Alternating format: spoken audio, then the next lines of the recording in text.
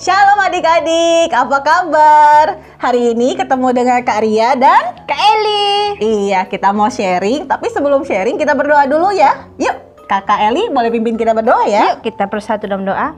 Selamat pagi Bapak, selamat pagi Roh Kudus. Tuhan, kami sangat mengucap syukur atas berkat-Mu Tuhan. Pagi ini Tuhan Yesus, kami mendengar firman-Mu. Temani kami Tuhan Yesus agar kami mengerti akan firman-Mu. Terima kasih Tuhan Yesus, haleluya, amin. Amin.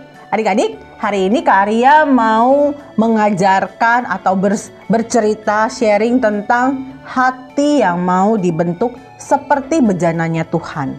Nah, sebelum Kak Ria bercerita, Kak Ria punya 2 buah barang. Satu yang gampang dibentuk, satu lagi keras. Nih, karena Kak Ria nggak punya batu, Kak Ria nggak mungkin bawa batu, nanti kira mau demo. Jadi Kak Ria kasih apa aja lah yang keras gitu ya. Nah, sekarang yang keras buat Eli, Kak Eli, yang lembut ada di Kak Ria ya. Nah, sekarang Kak Ria mau bilang sama Kak Eli, lalu sama Kak Ria juga, yuk kita sama-sama dari barang yang kita pegang, bikin jadi pesawat. Gimana buatnya yang gini ya? Susah. Iya. Aduh, karya ini keras banget, nggak bisa dibentuk karya. Coba dong, diusahakan. Apa kita melelehkan aja ya? Jangan, mahal itu cuy. Nggak bisa loh adik-adik jadi pesawat. Ini pesawat seadanya yang Kak Ria mampu. Tapi bisa dibentuk karena lembut kertasnya. Gampang dilipat-lipat. Ini bisa nggak? Pesawat nggak? Nggak bisa Kak Ria. Keras ya? Keras bener. Oke, sekarang Kak Ria rentangkan lagi. Kemudian Kak Ria mau lipat jadi kapal. Bikin kapal. Kapal. Gini aja kali ya, kapal.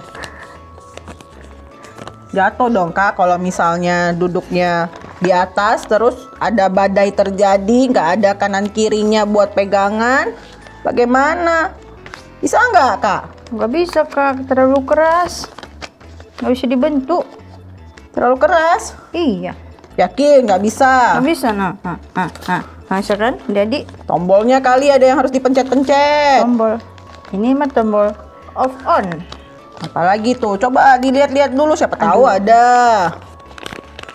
Nggak bisa adik-adik. Aduh. Berhasil. Yeay.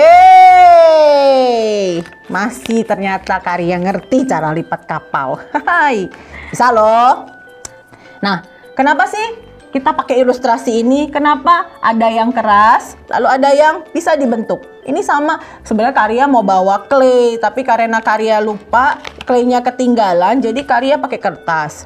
Mau bawa batu takut dikira demo. Nah, kenapa sih bahasnya begitu? Ini seperti hati. Hati yang bisa dibentuk dan hati yang keras dan nggak bisa dibentuk. Nah, hati kita yang mana sih? Hati Kak Eli yang mana? Kayak gini nggak Kak? Kadang-kadang seperti ini Kak. Ya Allah Kak, masa sih seperti itu? Tapi lebih banyak seperti ini. Harusnya hati anak Tuhan itu seperti tanah liat, seperti sesuatu yang lembut, seperti kertas ini, gampang dibentuknya. Supaya nggak kayak ini nih, keras, susah, harus mengeluarkan tenaga. Kalau batu ya, kalau kita mau pernah main nggak Kak dulu waktu kecil? Kalau mau main masak-masakan, terus kalau kita punya batu bata kita hancurin dulu kan? Iya. Kita ketok dulu pakai batu yang lain supaya tanah liat, batu bata itu menjadi lembut, jadi kayak tanah kembali. Terus kita campur air, terus kita bentuk-bentuk jadi bentuk bakso, bulat-bulat gitu ya, supaya bisa dibentuk. Tapi harus pertama-tamanya dihancurin dulu gitu kan. Beda kalau misalnya kita ambil dari lumpur langsung gampang dipencet-pencetnya langsung jadi, nggak usah harus diketuk-ketuk, harus ditumbuk dulu, harus digencet-gencet dulu, itu nggak perlu, bisa langsung dibentuk pakai tangan gitu ya. Demikian juga setiap hidup kita, hati kita. Apakah kita punya hati yang keras atau kita punya hati yang lembut? Kalau hati yang keras, kalau mau dibentuk sama Tuhan, harus dihancurkan, harus ditekan yang keras, harus dibanting dulu mungkin. Harus mengalami sesuatu yang mungkin dibakar tadi, atau apa tadi kakak bilang? dihancurin dulu, dilelehkan dulu sampai sakit, panas, baru bisa dibentuk. Tapi kalau misalnya kita punya hati yang lembut kayak gini Kak, yang gampang dibentuk, nggak usah kita mengalami proses yang harus disobek-sobek dulu, harus dihancurin dulu, digencet-gencet macem-macem, nggak perlu, bisa langsung dibentuk. Nah, adik-adik, hati adik-adik yang mana selama ini? Hati adik ini yang lembut atau yang keras yang susah dibentuk? Kita baca firman-Nya dulu yuk. Kak Eli boleh bacakan di Yeremia 18 ayatnya yang keempat. Yuk kita baca-baca. Tapi sebelum itu Kak, adik-adik harus mengambil Alkitab dulu. Oh iya, dari tadi belum disuruh ambil Alkitab ya? Yuk kita sama-sama siapin Alkitabnya. Karya hitung sampai 3 ya. 1, 2, 3. Yeay. Buka di kitab Yeremia, ada di perjanjian lama. Ayatnya yang keempat. Ayo Kak Eli. Yeremia 18 ayat 4. Apabila bejana yang sedang dibuatnya dari tanah liat di tangannya itu rusak, maka tukang periuk itu mengerjakannya kembali menjadi bejana lain menurut apa yang baik pada pemandangannya. Iya. Nah, sama kayak hati kita. Kalau hati kita rusak, si tukang periuk itu adalah Tuhan gitu ya, yang punya hidup kita, pemilik hidup kita, pemilik hati kita. Kalau misalnya hati kita sudah rusak, nah dia akan bentuk kembali sesuai dengan yang dia lihat baik gitu kan. Sesuai dengan pemandangan yang dia lihat baik. Nah masalahnya periuk yang rusak itu, periuk yang gampang dibentuk dari tanah liat yang mudah dibentuk, atau periuk yang sudah keras banget harus dihancurin semuanya, atau kita bentuk dengan mudah dari tanah liat. Nah, tapi satu hal yang luar biasa ini ya Kak Eli, di sini disebutkan bahwa ketika dilihat bahwa periuknya rusak gitu ya, si pemilik tukang periuknya itu, si tukang periuknya langsung loh dia lihat, ini rusak, saya mau perbaiki, ya, saya mau bikin jadi sesuatu yang bagus. Nah kalau kita mau lihat orang bikin periuk itu kan dari tanah liat ya Kak ya. Iya Kak. Nah kalau bikin periuknya dari tanah liat pasti gampang jadinya. Tapi kalau dari yang sudah jadi terpaksa nih harus dibenerinya pakai ditambal pakai tanah liat lagi, atau dibakar si tanah liatnya ini dihancurin sekalian lagi, dibikin ulang gitu kan. Bener. Nah adik-adik, yuk kita sama-sama punya hati yang lembut, punya hati yang siap dibentuk, yang bisa jadi bejananya Tuhan, siap menampung firman Tuhan, siap menerima kebenaran firman Tuhan.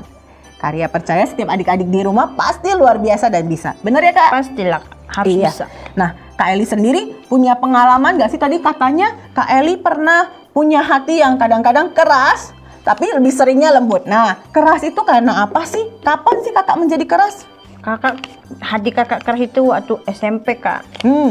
Kan ada peraturan di sekolah kan, nggak boleh berpindah bangku. Oh, nggak boleh pindah tempat duduk. Iya, suka pindah-pindah ini ya.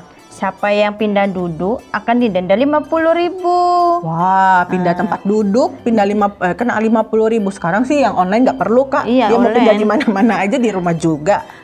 Jadi teman kakak ini mau duduk di tempat kakak.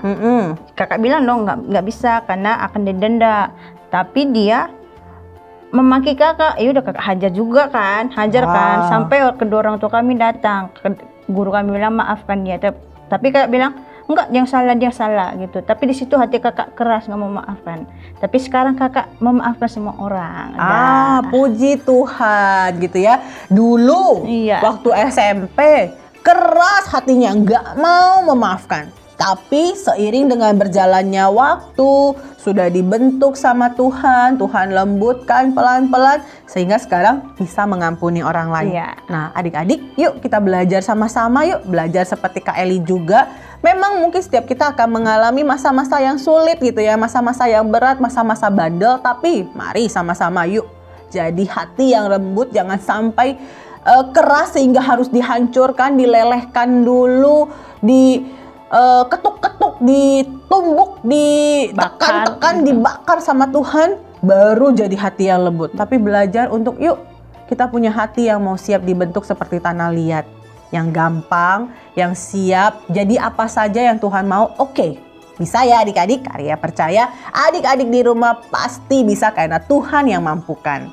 Nah, kita selesai firman-Nya hari ini, kita diingatkan bahwa harus punya hati yang lembut seperti tanah liat yang siap dibentuk jadi bejananya Tuhan. Sama kayak Kak Eli yang siap dibentuk jadi bejananya Tuhan sehingga bisa belajar mengampuni orang lain. Ya, benar. Yuk, kita mau tutup firman ini, minta Kak Eli tutup dalam doa ya. Yuk kita satu dalam doa. Bapa yang baik, terima kasih Tuhan Yesus, kami telah mendengarkan firman-Mu. Biarlah kami Bapa, hati kami Bapa lembut Bapa, dan kami siap dibentuk oleh Engkau ya Tuhan Yesus. Kau berkati semua adik-adik Bapa dimanapun mereka berada. Engkau yang temani mereka Bapa, biar setiap pertumbuhan mereka, perkembangan mereka, Engkau yang tuntun Tuhan. Terima kasih Tuhan Yesus, haleluya, amin.